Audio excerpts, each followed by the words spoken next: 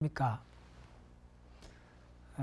지난 시간에 이어서 진핵세포의 형성 과정을 미토콘드리아와 엽록체를 중심으로 해서 공생을 말씀드리겠습니다.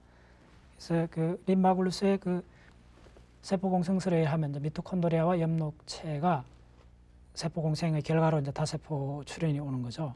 실제로 그 미토콘드리아가 하는 일이 뭐냐?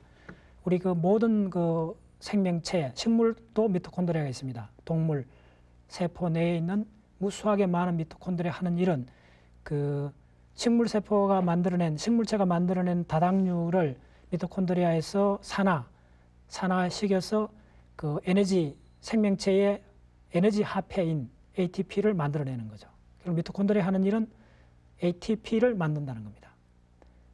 ATP는 모든 생명체가 사용하는 에너지의 소스입니다. 그래서 미토콘드리아가 어디 있느냐? 그 시절 봤을 때 중요한 질문은 우리 미토콘드리아가 어디 있느냐? 자, 한번 봅시다. 미토콘드리아가 없는 곳이 없습니다. 모든 세포에 있다고 보시면 됩니다.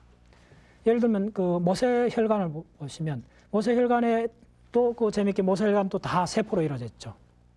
모세혈관이 다 세포로 되어 있는데 그 모세혈관 세포에도 보시면 핵이 있고 요 밑에 그림이 보시면 미토콘드리아들이 있죠. 미토콘드리아들 보이고 세포에도 보면 이제 미토콘드리아가 쭉 보이죠. 미토콘드리아.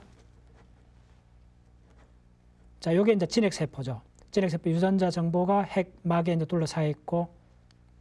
자, 미토콘드리아 전형적으로 요거 보시면 지금까지 많은 시간 이야기했던 축색에서 잘라보시면 미토콘드리아가 축색에 이어 보시면 시냅스가 보이죠. 시냅스가 있고, 요런 낭 구조로 되어 있는 데서 신경 전달 물질들이 들어가 있죠.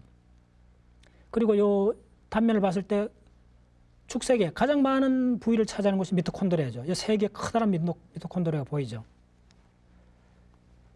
요거는 덴트릭스, 이제 수상돌기 같은 데도 보면 미토콘드리아가 요 단면을 봤을 때도 지금 거의 한 10개 정도 되는 미토콘드리아가 보이죠.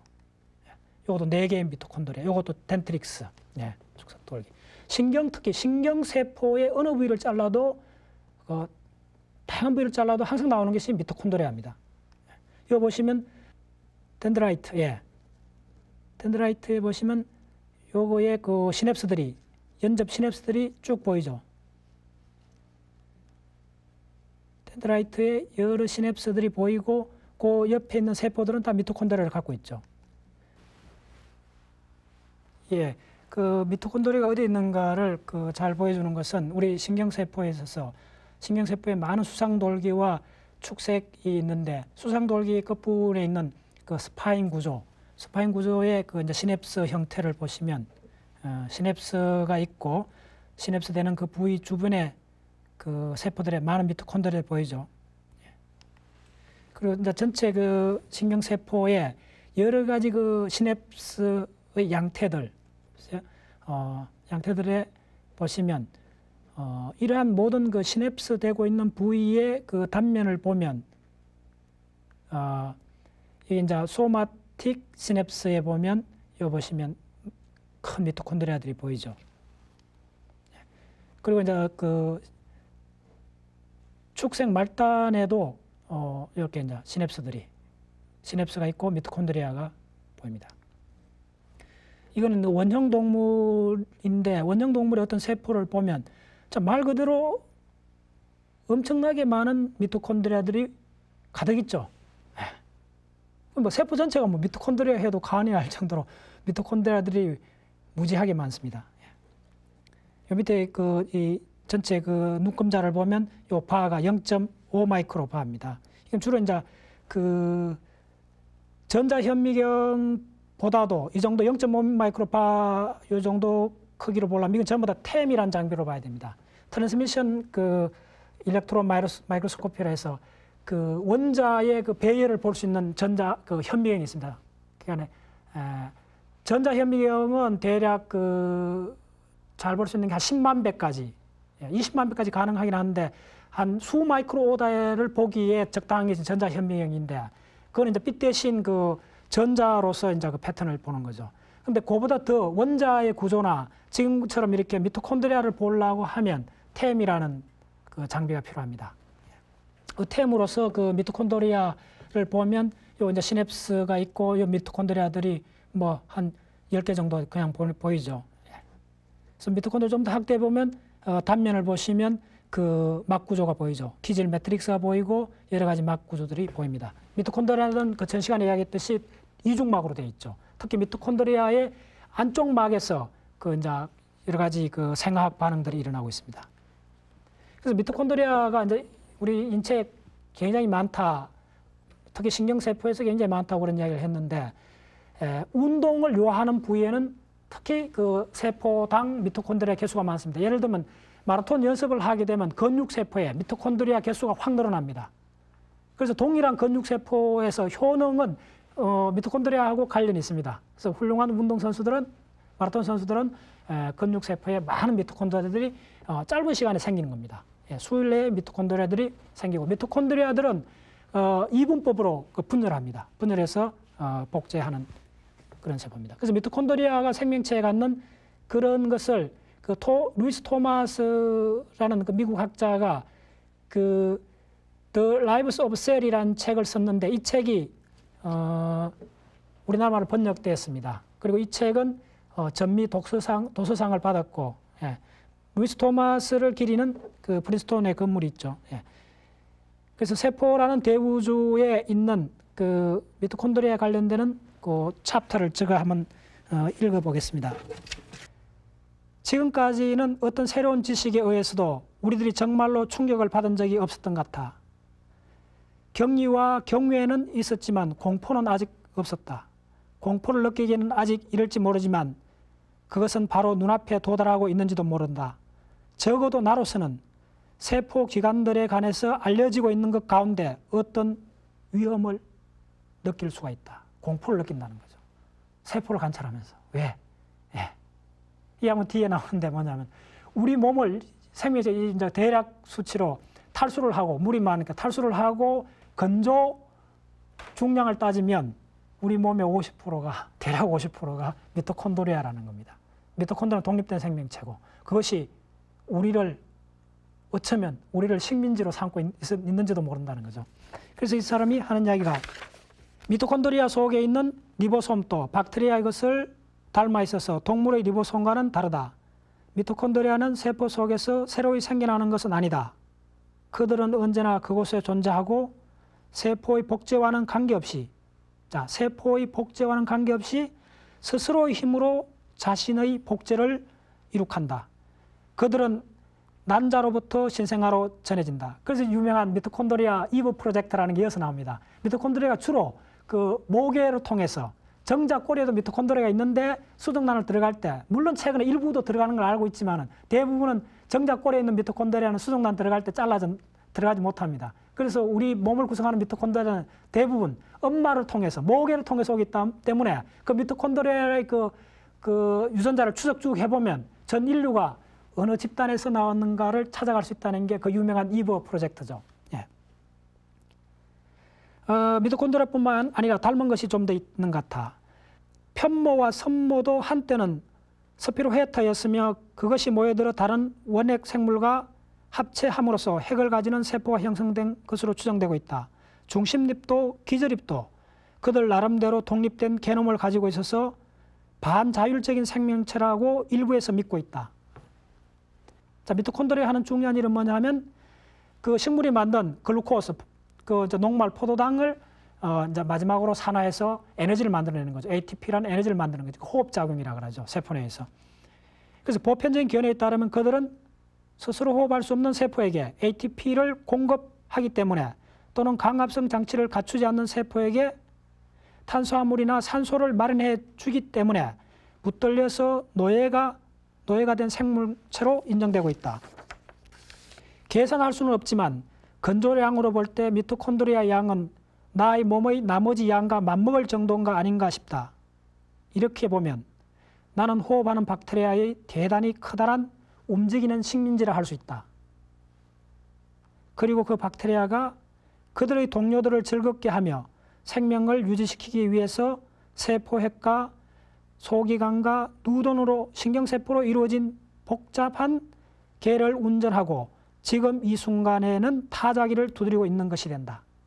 참 놀라운 표현이죠.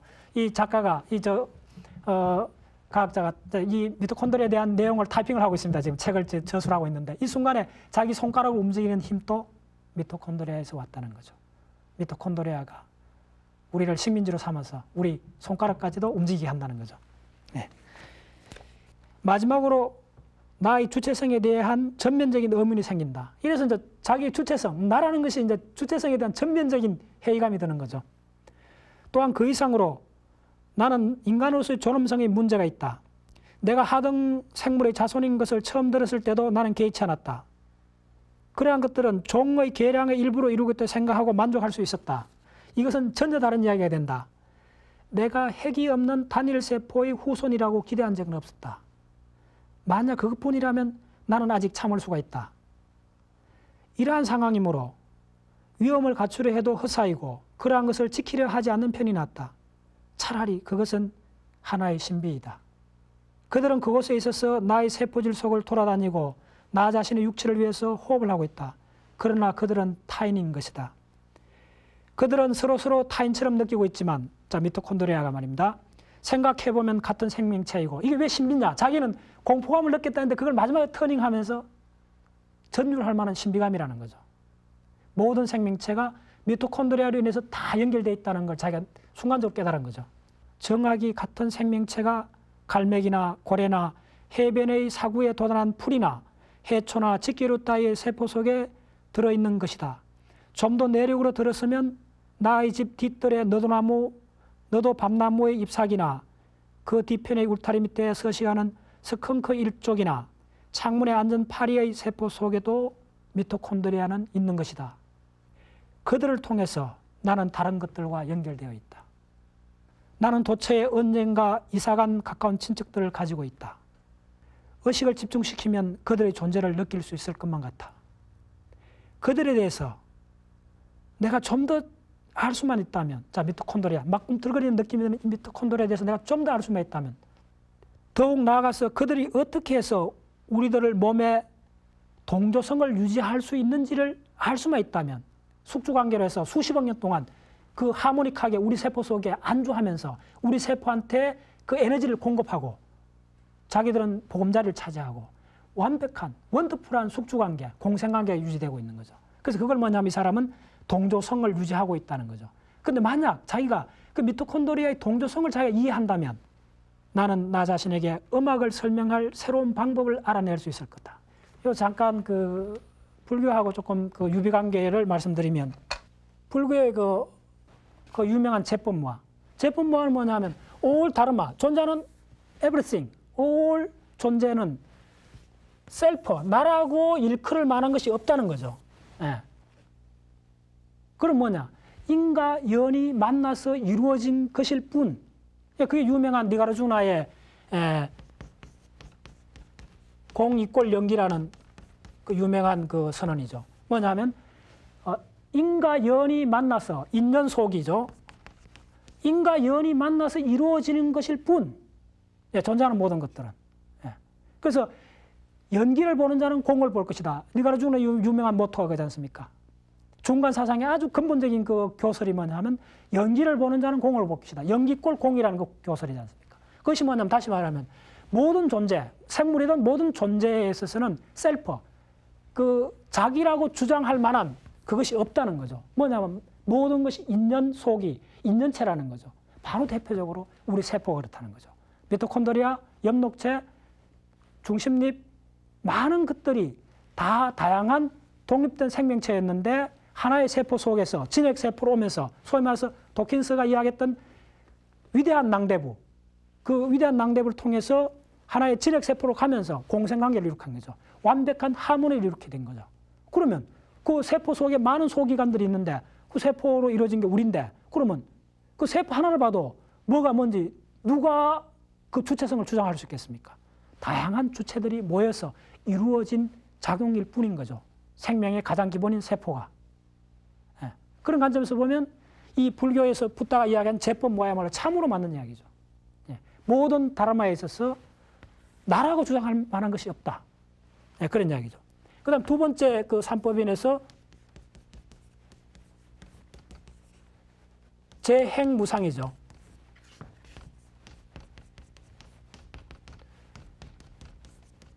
자, 재행무상은 어떻게 볼 수 있느냐 하면,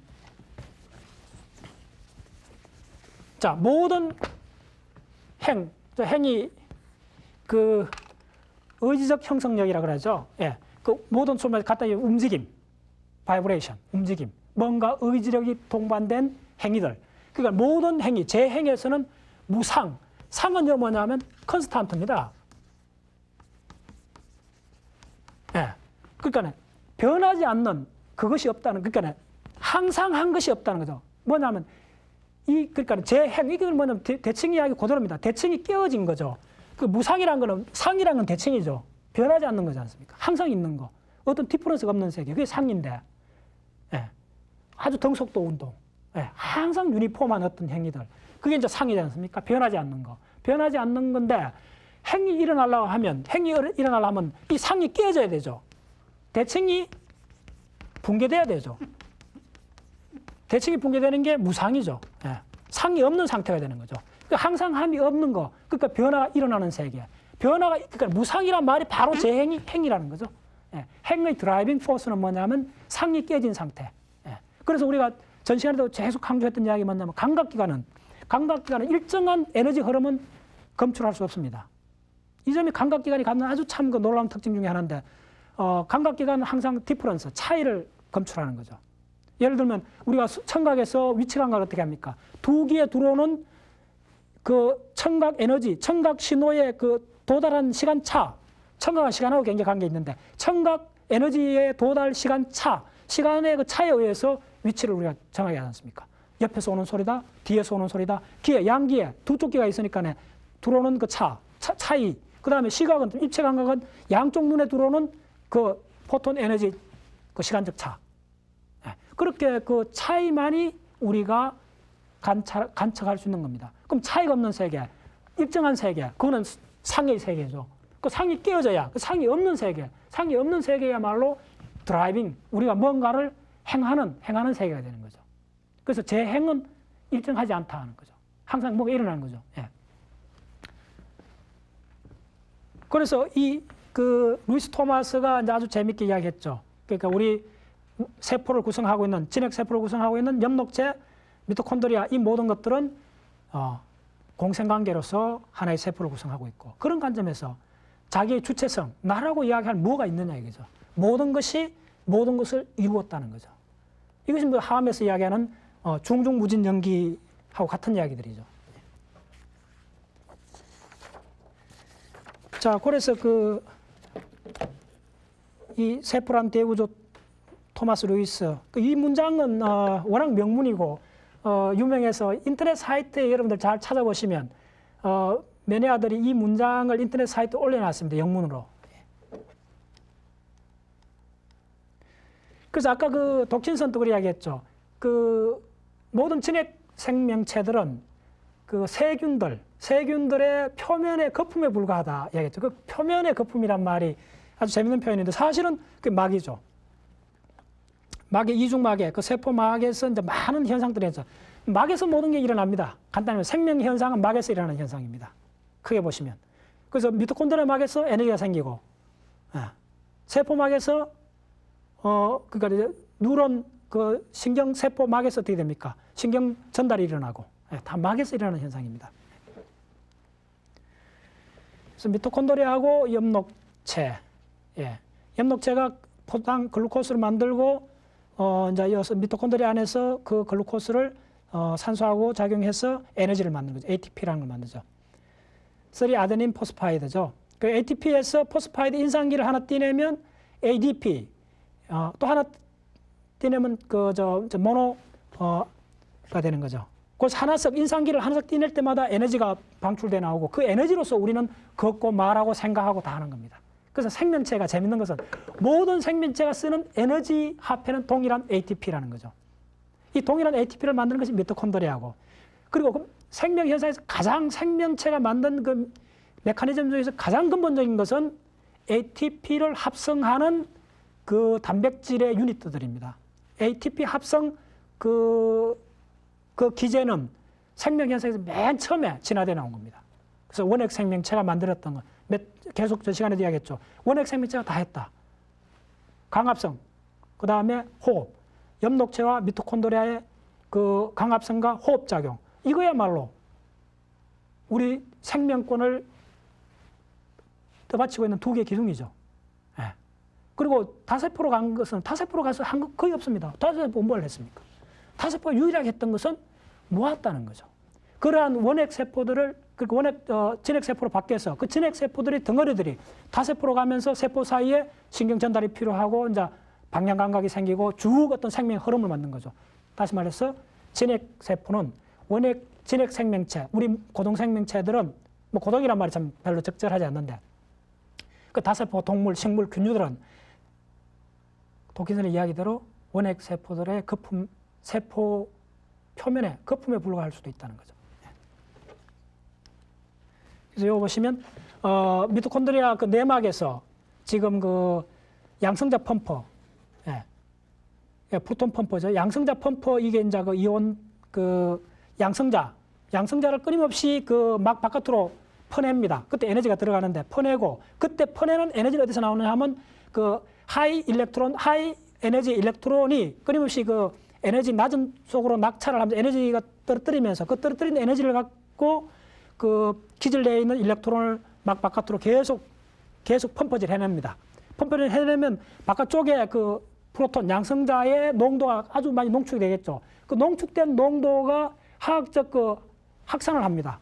예, 디퓨저에 들어오면서 그 ATP를 이제 만들어내는 거죠. 그래서 참 재밌는 게 한번 보세요. 아직도 생명현상에서 가장 기본적인 것은 미토콘드리아고 미토콘드리아 에너지를 만들어내는데 뭐가 들어간다? 양성자 펌프. 수소 원자핵의 펌프를 쓰는 겁니다. 그래서 저는 참 이런 걸 보면서 생명현상은 아직도 한 번도 움직여 본 적 없는 그런 느낌이 듭니다. 그래서 고동생명체라는 이런 말이 참 아주 부적절하다는 그런 이야기, 생각이 드는 것이 뭐냐 하면 아직도 우리 몸을 구성하고 있는 가장 기본적인 메커니즘은 빅뱅에서 만든 그러니까 쿼크들이 모여서 하드론을 만들었습니까? 쿼크이 모여서 소위 말해서 업쿼크 2개 하고 다운쿼크 하나가 만들어서 프로톤 양성자가 되는데 그 양성자, 그 태초에 만들어졌던 그 양성자 그것을 그대로 우리 세포 내에서 사용하고 있는 겁니다. 생명현상은 어떻게 보면 최소한 5억 년을 한순간을 봐야 되고 더 깊이 보면 35억 년 또 한 발도 움직여 보지 않는 좀 이렇게 가장되게 말씀드리면 한 발도 움직여 보지 않는 그 자리에 있다는 거죠. 생명은.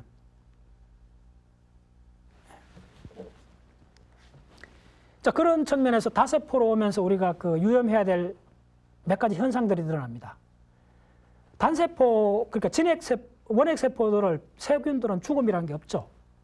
이분법으로 뭐 영원히 분열하니까.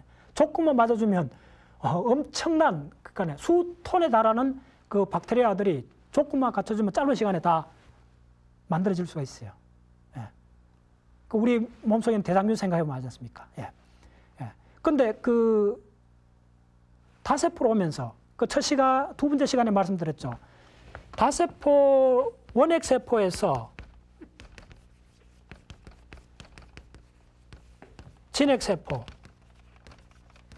진핵세포로 오면서 이 진핵세포들이 한 게 거의 없는데 한 거 유일한 건 뭐냐 하면 이건 한 덩어리 있고 하나석이 있는 거죠. 독립된 존재죠. 아직도 지구의 주인은 지구의 도미넌트한 가장 중요한 생명체는 이 원핵세포들입니다. 이 원핵세포들이 이렇게 오면서 진핵세포에서 한 거는 이걸 모아준 거죠. 모아서 다세포로 된 거죠. 다세포로 됐을 때 드러나는 가장 중요한 현상이 죽음이라는 거죠. 죽음을 발명해냈다는 거죠. 죽음이라는 건 뭐냐면 이 모든 세포들이 그러니까 하나의 동물의 하나의 기관, 간이라든지 심장이라든지 기관들이 됐을 때 사람이 죽으면 이들이 짧은 시간 내에 다 같이 죽지 않습니까? 우리 몸을 구성하는 60조 개의 모든 세포들이 며칠 내에 다 죽지 않습니까? 같이. 함께 죽는 메커니즘을 발명해낸 거죠. 자, 그런 관점에서 이 함께 죽는 죽음이라는 메커니즘이 그 진화상으로 봤을 때 어떻게 표현되는가를 다른 책에서 제가 좀 인정해 보겠습니다. 자연의 신성한 깊이라는 책인데 아마 이 책도 지금 절판이 됐을 겁니다. 나의 육체적 삶은 다가오는 죽음이 만든 경이로운 선물이다. 이런 타이틀인데 일단 생식세포와 체세포로 된 생명주기를 갖고 있으면 불멸성은 생식세포에게 양도된다. 자, 우리 몸이 체세포하고 생식세포 있죠. 수정란을 만드는 그 난자, 정자, 그거는 생식세포죠. 생식세포는 영원히 사는 거죠. 어떤 면에서. 그러면서 암수가 만나서 되면 수직으로 계속 생식세포의 정보는 전달되죠. 그러나 체세포는 다 사라지죠. 예. 이것은 체세포에게 생식체를 만들 의무를 면제하고 생식체를 전달하는 전략에만 집중할 수 있게 한다. 나머지 체세포는 뭐냐? 생식세포를 위해서 생식세포를 잘 전달하기 위한 전략에만 집중한다는 거죠. 그래서 여자들은 아름다움을 추구하고 남자도 마찬가지지만 그 생식세포를 잘 전달하기 위해서 공부를 열심히 하고 좋은 직장을 갖게 되고 아름다움을 추구하게 되고 진선미라는 것이 어떻게 보면 생물학적으로 근원적인 드라이빙 포스가 생식세포를 잘 전달하기 위한 체세포들의 전략이라 볼 수 있죠. 그리고 형태 형성은 진핵생물이 적소에 적응하는 핵심 전략이므로 생식체를 만들어야 하는 압박에서 자유로워진 다세포 진핵생물은 상상할 수 없는 온갖 복잡한 형태 구조를 만들었다. 진짜 그렇죠. 수백만 종의 생물의 종들은 뭡니까? 엄청난 다양한 형태들을 만들었죠. 왜? 하나인 생식세포를 잘 전달하기 위해서, 환경에 적응하기 위해서. 예. 신체 기관들은 생식세포의 전달을 책임지기 위해 최선을 다하고 죽게 되어 있다. 우리의 뇌도 체세포죠. 생식세포 아닙니다. 근데 유일하게 우리 몸을 구성하는 60쪽에서 우리의 사라짐을 자각한 세포가 뇌세포죠. 우리의 뇌도, 따라서 우리의 정신은 나머지 체세포와 함께 죽게 되어 있다. 이때 우리는 인간 존재의 핵심적인 아이러니의 하나에 도달했다. 즉, 지각력 있는 우리의 뇌는 우리 자신의 죽음의 전망에 대한 깊은 실망과 슬픔, 두려움을 느낄 수 있는 유일한 기관이라는 것이다. 그래서 궁극적으로 생각까지 출현하게 된 거죠. 그러나 우리의 뇌의 존재를 가능하게 한 것은 바로 생식세포와 체세포를 분리하기로 결정하고 죽음을 발명했기 때문이다. 그래서 도대체 죽음은 의미가 있는 것일까? 다세포 동물은 다 죽습니다. 죽음이 없는 성은 단세포의 해조류와 균류를 만들었다. 죽음이 없을 수도 있다는 거죠. 그럼 죽음이 없으려면 당신은 하나뿐인 그 단세포, 박테리아로 살아가면 된다는 거죠. 다세포로 가는 이상 죽음을 피할 수가 없다는 거죠. 왜? 다세포라는 것이 체세포들은 하는 유일한 생물학적 목적이 그 생식세포, 단세포인 생식세포를 잘 시간 축상으로 잘 전달하기 위해서 그 기능만 하는 것뿐이라는 거죠. 그 기능을 하기 위해서 다세포들은 다양한 형태를 만들어 왔다는 거죠. 그래서 다양한 동물, 식물, 종들이 있는 거죠. 그러면 죽음을 피하려면 피할 수가 있다는 거죠. 그 말은 뭐냐면 당신 단세포나 해조류나 균류가 된다면 되는 거죠. 곰팡이나 해조류가 되면 된다는 거죠. 그래서 뭐냐면 죽음은 나무, 조개, 새, 메뚜기가 되기 위해 치른 대가이다. 나의 육체적 삶은 다가오는 죽음이 만든 경이로운 선물이다. 그래서 동물의 체세포가 이 화면에서 보시면 형태의 다양성을 위해서 얼마나 그 눈물 날 정도로 놀라운 변형을 가져왔는가를, 형태의 진화를 보세요. 생명체라면 놀라운 형태들의 다양성을 우리가 보게 되는 거죠. 그래서 그 마지막으로 한 번 더 설명을 드리면 이런 쪽의 그 생명 현상을 그 전체적인 그림에서 잘 표현한 그 문장이 있습니다. 이 책은 리처드 파이만의 그 발견하는 즐거움에서 나온 건데, 그 리처드 파이만은 그 아인슈타인 이래로 미국에서 가장 알아주는 천재이고 노벨 물리학상을 받았죠. 그 파이만 매니아들이 국내에도 굉장히 많은데, 그 파이만의 이 문장은 생명 현상 전체를 한 페이지에 요약을 했어요. 이런 겁니다. 예를 들어 나는 바닷가에 홀로 서서 생각하기를 시작합니다. 파도가 밀려옵니다. 분자들의 산더미가 저마다 골똘히 자기 일에만 몰두하며 몇 쪽이나 되는 분자들이 따로 그러나 함께 하얀 파도를 일으키며 세월이 흐르고 또 흐르고 보아줄 어떤 눈도 열리기 전에 해가 가고 또 가고 지금처럼 파도는 병력같이 해변을 때립니다. 반겨주는 생명 하나 없는 죽음의 행성에서 누구를 위해 왜? 우주공간에 헛되이 경이롭게 쏟아지는 태양빛 그 에너지에 신음하며 파도는 쉼없이 용투림합니다. 지극히 작은 것 하나가 바다를 표효하게 합니다. 여기까지 어떤 이야기냐면 그림이 그려지죠. 리처드 파이먼이 바닷가에 탁 섰습니다. 파도가 밀려옵니다. 무수하게 많은 물분자들의 그 강난의 춤들을 보는 거죠. 예, 분자들이 함께 혹은 따로 막 포마를 일으키면서 몰려오는 겁니다. 세월이 가고 태초의 지구의 바다를 생각하셔야 됩니다. 아직 생명이 있기 전의 바다. 무생물의 그 많은 분자들의 흐름들. 그런데 세월이 가고 많은 세월이 흘리고 나서 그 우주공간에 헛되이 그 햇빛이 태양의 에너지 아무 생명체 없는 우주공간을 흩뿌리고 있는데 그 태양빛 속에서 그 바다 속에서 지극히 작은 것 하나가 생기는 거죠. 예, 태초에 막이 생긴 거죠. 생명 현상에 그 진핵 원핵 세포가 생긴 거죠. 바다 깊숙이 모든 분자가 서로 닮은 꼴을 나타내고 또 나타내며 이었고 새로운 복잡한 분자가 모습을 갖춥니다.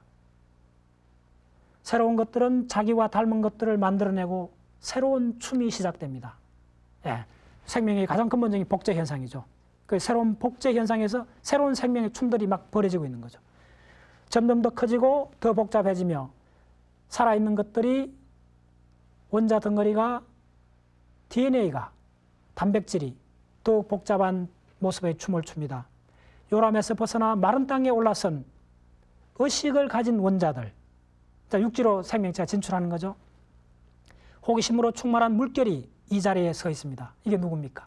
리처드 파이먼 자신이라는 거죠. 태초의 바다에서 생명체가 생기고 그 생명체가 자기를 복제하고 결국 육지로 진출하고 다시 바닷가에 서 있는 자기가 됐다는 거죠. 바다에 서 있습니다. 경리를 경이로워하며 나는 그리고 원자들의 한 우주는 그 우주 속의 한 원자는 예. 리처드 파이먼이 표현한 이 마지막 귀절은 아마도 여러분들 함경 읽어보신 분들은 그 마지막 입법계 품에 그 문수보살이 그 문수보살 몸을 놔두면서 그 모공 하나하나에 전 우주가 있음을 그 선제동자한테 보여주는 그 장면이 나오죠. 바로 그거 같지 않습니까? 예. 파도가 밀려오고 그 바닷가에 리처드 파이먼이 서 있는데 그 자기 존재가 뭐냐? 그 원시 바다에서 그 콰세로베이트라죠. 그 세포막이 생기고 그 세포막이 결국은 자기를 복제할 수 있는 능력을 획득하고 그것이 이제 바다 속에서 많은 생명체를 만들죠. 그것이 유명한 5억 4천만 년 전에 있었던 캄프레기의 생명의 대폭발 현상. 지금은 동물문들이 다 거기서 생기는 거죠. 그 쭉 해서 이제 나중에 육지로 사지동물로 진출하죠. 지난 시간에 제가 이야기했죠. 사지동물로 오면서 척추에 의해서 여러 가지 이제 그 신경 시스템이 생기는 이야기를 했죠. 그래서 이제 결국은 그 바닷가에 한 호모사피엔스가 서 있는 거죠. 리처드 파이먼이라는. 예. 그 파이먼이 서 있는데 뭐라고 하느냐. 바다에 서 있습니다. 경리를 경이로워하면서 이 놀라움을 놀라워하면서 예. 놀라움을 놀라워하면서 그리고 자기 몸속의 한 원자를 생각하면서 그리고 그 원자로 이어진 거대한 우주를 생각하면서 리처드 파이먼은 경리를 경이로워한다고 그런 표현을 했죠. 예, 전 시간에 이어서 이번 시간에 계속해서 그 대칭의 붕괴 이후 그 생명까지 쭉 이야기를 하는데 그 대칭의 초기 모습을 사실은 과학적으로 WMAP라는 인공위성이 그 태초에 빅뱅 후 38만 년의 모습 베이비 우주를 찍었다는 그것을 동영상으로 같이 보시겠습니다. 이 WMAP 인공위성이 지금 그 쭉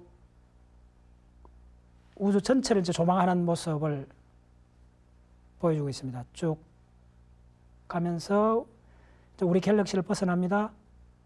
지금 갤럭시 안에 있기 때문에 상황이 좀 그런데 갤럭시를 벗어나면 예, 무수하게 많은 별들을 지나면서 우리 밀키웨이의 전체 조감도가 보이죠. 그다음 그 옆에 갤럭시들이 막 나타나고 있습니다. 지금 점들은 하나하나 갤럭시들입니다. 수천 개의 갤럭시들이 막 모여들고 있죠. 이제 우주의 초기로 계속 가락하고 있습니다. 예. 팽창하는 우주를 거꾸로 지금 여행을 하고 있는 거죠. 지금쯤은 이제 갤럭시들이 초기 형성됐던 그 우주 물질들의 그 불균일한 망들을 보고 있었죠. 예. 자, 빅뱅이 가까워지고 있습니다. 이 이제 거의 태초에 이런 30만 년 전, 38만 전 모습이 대충 이제 이런 형태죠. 자, 여기서 화면이 하얗게 되죠. 자, 이게 빅뱅입니다. 예. 빅뱅이 터지고. 자, 그 다음 그 동영상을 보시면 그러한 그 WMAP 인공위성이 마이크로웨이브. 자, 이때 그 마이크로웨이브라는 것이 중요한데, 그것을, 태초에 그 38만 년 그걸 사실은 저게 저러한 모습으로 된 것은, 거의 한 30년 동안의 천문학자들의 아주 집요한 그 추적 결과입니다. 초기에 이제 윌슨과 펜지아스라는 두 분의 천문학자가 그 벨랩의 그 전파 만원경으로서 그 복사 에너지를 지상에서 측정했죠. 그 지상에 측정했는 이것이 이제 파장에 대해서 에너지, 온도가 되죠. 온도 분포 곡선을 보면 이 파장이 유니크한 파장이 나오는데, 그러니까 파장에 대해서 에너지 분포를 보면 이 곡선이 나오는데, 이 곡선을 보면 바로 이때 온도가 몇 도인지 알 수 있습니다. 이게 2.7도 K인가 이렇게 나왔죠. 그래서 이제 측정치들이 이제 이 각 파장에 대해서 측정치들을 이렇게 재었는데 이런 값이 나왔죠. 그래서 이걸 플라팅을 했을 때 이런 곡선이 나왔고, 이 곡선에 의해서 연력학 법칙에 의하면 이 온도를 막바로 바꿔질 수 있습니다. 이 온도를 재보니까 2.7도. 무슨 이야기냐면 지구 표면에서 쟀을 때 우주 전체 온도가 2.7도, 대략 이야기했죠. 마이너스 270도입니다. 엄청, 이게 이제 우주의 온도입니다. 예, 그러면 지구에서 온도가 어떻게 이게 마이너스 270도. 액체 질소는 마이너스 70도 정도가 되면 공기 중에 질소가 액체가 됩니다. 온도 더 높이면 마이너스 한 3도 K 정도 되면 헬륨도 액체가 됩니다. 예. 근데 마이너스 270도라는 극히 낮은 온도가 우주의 평균 온도라는 게 말이 되느냐? 지금 우리 지구는 온도가 높고 열대지방 가면 4, 50도가 되고 이러는데, 우리 몸에도 이 온도가 30도나 되는데, 그러면 이런 불균형을 이거 어떻게 이 온도를 우리가 받아들일 수 있느냐? 이거야말로 천문학 현상을 보는 한 가람자입니다. 지구나 태양이나 이런 건 우주 전체에서는 극히 마이너한 한 점에 불과합니다. 그래서 우주 전체 온도에서는 아무런 영향을 못 미칩니다. 그래서 우주 전체 공간의 팽배한 온도, 그 영원히 침묵하는 절대 진공의 그 온도에서는 영하 270도입니다. 그런데 천문학자들이 사실 이 발견이 20세기 천문학에서 가장 위대한 발견이죠. 그래서 노벨상을 받았죠. 측정 결과로. 그리고 나서 1992년도에 이거는 지구 표면에서 재는 거고, 우주 공간에 인공위성을 띄워서 우주 공간에도 전체 온도를 공간에서 한번 재보겠다는 거죠. 그게 유명한 코비 위성이죠. 예. 인공위성을 띄워 올려서 우주 공간에서 재봤더니 놀랍게도 지표면에서 재었던 거 거의 동일하게. 그러니까 지표면에서 재는 거 약간 요 편차들이 있겠죠. 면밀하게. 근데 거의 서무상 곡선을 얻었죠. 근데 이때도 그 온도 편차가, 왜 천문학자들이 계속 이걸 제일 하느냐면, 이 실제로 이걸 확대해 보면 이게 이 편차들이 있겠죠. 이 편차들을 이제 이론치가 봤을 때 그 우주가 지금 갤럭시가 형성되고 지금 우리의 존재를 설명하기 위해서는 이 유니폼한 곡선이 아니고 마이크로하게 이 곡선을 따라서 플럭체이션이 있어야 된다는 거죠.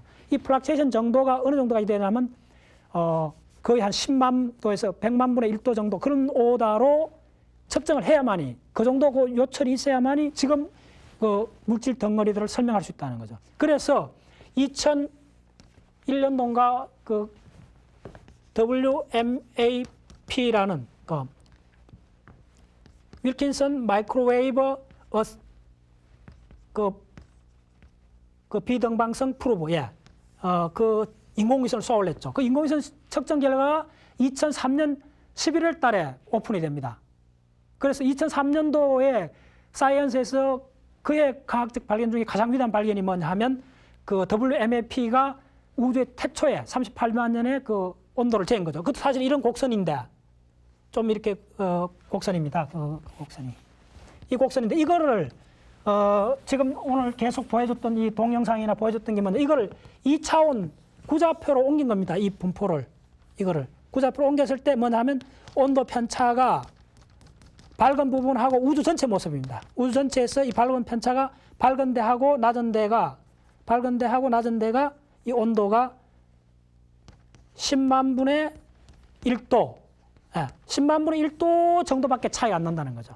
그렇죠. 그 10만 분의 1도를 측정했다는 것이 그렇게 미세한 온도지만 그 차이에서 우주 초기니까 그 차가 결국은 137억 년 동안 지나해오면서 정폭이 되는 거죠. 그래서 온도가 높은 곳에 물질이 모이고, 그러니까 높고 낮에 따라서 물질의 그 덩어리들이 형성되는 거죠. 그 초기 덩어리들이 지금 우리 갤럭시보다 더 크다는 거죠. 예. 그래서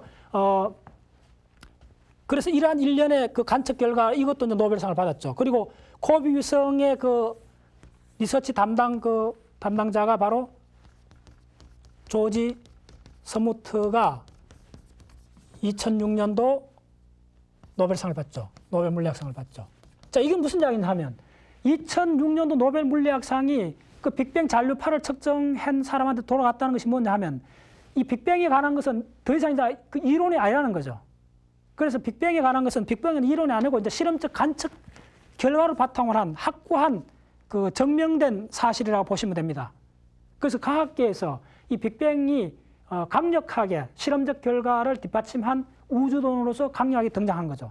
그래서 빅뱅 우주론을 가장 그 강력히 뒷받침했던 그 초기 우주론 중에 하나가 뭐냐면 인플레이션 시오리, 알렌 구스에 의한 인플레이션 시오리인데, 그 인플레이션 시오리가 근데 우주 팽창에 관한 많은 이론들이 있었는데 지금 137억 년 이 관측 결과하고 가장 매칭되는 것이 알렌 구스의 인플레이션 우주 시오리고, 빅뱅 후 곧 10의 50성배로 우주가 팽창했다는 거죠. 네. 참으로 놀라운 이야기죠. 그래서 알렌 구스의 이론하고 지금 이제 그 빅뱅 이론이 과학계에서 전반적으로 받아들여지고 있고, 이러한 결과, 이 관측 결과에서 첫 시간에 말씀드렸듯이 우주 전체가 우리가 지금 우리가 알고 있는 에너지가 우주 전체의 4%밖에 안 된다. 예. 그렇죠. 96%는 다크 에너지, 다크 메타는 거죠. 모르는 거죠. 그래서 요즘 여러분들 그 일간지에 보시면 가장 자주 등장하는 과학 뉴스 중에 하나가 얼마 전에도 나왔죠. 우리나라 그 과학자가 다크 메타, 암흑 물질의 그걸 측정했다는 그 기사가 났었죠. 암흑 물질에 관한 그 연구 결과가 아주 핫토픽이 되고 있죠. 이러한 전반적인 이야기는 뭐냐 하면 이러한 그 초기 심메트리가 깨어지고 이렇게 형성된 우주 전체 양상들, 전체 이런 이야기들이 진짜 우주론에 해당되는 건데, 옛날에는 그러니까 20, 30년 전에도 우주론은 거의 뭐 가설 영역이었죠. 근데 2006년도에 노벨상이 이 초기 우주론인 빅뱅 이론에 돌아가게 된 거죠. 그래서 빅뱅 이론을 더불어 우주론이 정밀과학 영역에 들어왔다는 거죠. 저는 과학이 전반을 봤을 때 과학계에서 가장 중요한 사건은 최근에 한 10년 사이에서 가장 큰 사건은 우주론이 정상과학 영역, 정밀과학 영역에 들어왔다는 겁니다. 더 이상 참으로 놀라운 이야기죠.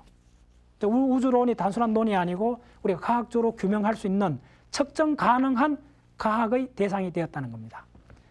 예, 이상으로 그 전 시간에 이어서 대칭 붕괴로 인해서 생긴 생명 현상의 중요한 낭대부, 미토콘드리아에 대한 이야기와 그 불교와의 관계에 대한 유비 등을 설명드렸습니다. 예, 감사합니다.